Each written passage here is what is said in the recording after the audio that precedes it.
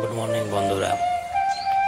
সকালের গ্রাম্য পরিবেশ কেমন হয় সেটাই আমি তোমাদের আজ দেখাবো।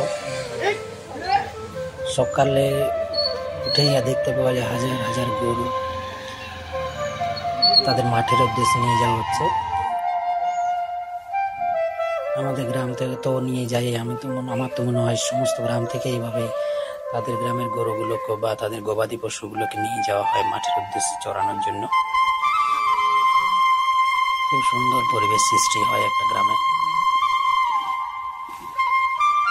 আজকে সকালেও একই রকম অবস্থা, খুব সুন্দর একটা পরিবেশ। কয়েকশো গরুকে দেখতে পেয়েও আমার খুব ভালো লেগেছে।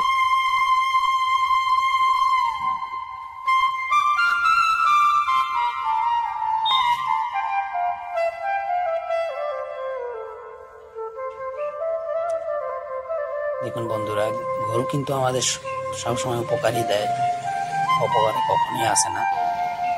সুতরাং আমি বলবো বাড়িতে অন্তত একটা করে গরু যদি কেউ রাখতে পারে তো খুবই ভালো হয়।